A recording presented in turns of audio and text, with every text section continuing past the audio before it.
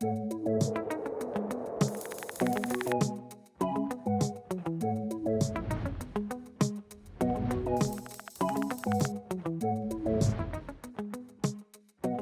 können von einem Video einen Ausschnitt beliebiger Länge erstellen. Um einen Ausschnitt zu erstellen, wählen Sie ein Video aus und klicken Sie auf Erstellen. Schritt 1. Erstellen eines Videoausschnitts.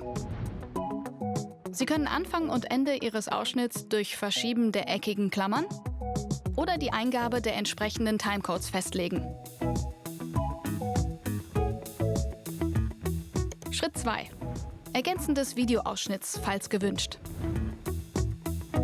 Sie können nun Ihren Videoausschnitt durch eigene Ergänzungen personalisieren oder diesen Schritt überspringen, falls Sie dies nicht möchten. Um den Ausschnitt mit Ergänzungen zu versehen, klicken Sie auf die entsprechenden Symbole am rechten Bildrand und wählen Sie die gewünschten Wiedergabeoptionen aus.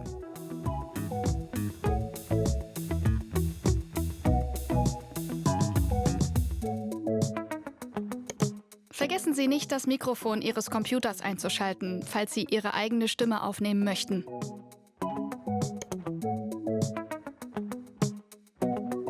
Sie können die von Ihnen hinzugefügten Ergänzungen durch Anklicken der entsprechenden Bildsymbole ändern oder entfernen. Schritt 3. Beschreibung des Videoausschnitts. Beschreiben Sie Ihren Videoausschnitt und geben Sie Stichwörter dazu ein. Die Beschreibung kann ein Titel sein oder ein Kommentar für diejenigen, mit denen Sie Ihren Ausschnitt teilen wollen. Schritt 4. Sichtbarkeit und Teilen des Videoausschnitts. Als Lehrkraft können Sie Ihren Ausschnitt im Nur-Ich-Modus speichern, ihn mit Ihrem Educ'ARTE-Kontaktnetz teilen oder auch nutzerdefiniert nur mit einzelnen Personen.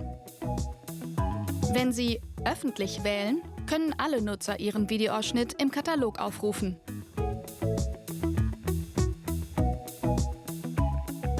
Sie können den Videoausschnitt mit Ihren Schülern teilen oder ihn speichern und später wieder aufrufen. Sie können Schülern oder anderen Lehrkräften die Verwendung und das weitere Bearbeiten des Videoausschnitts gestatten. Setzen Sie dazu ein Häkchen in das betreffende Kästchen.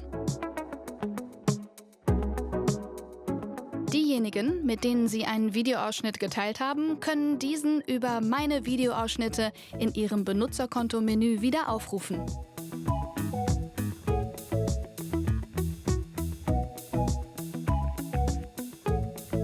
Alle von Ihren Schülern erstellten Videoausschnitte werden automatisch im Tab von anderen geteilt angezeigt.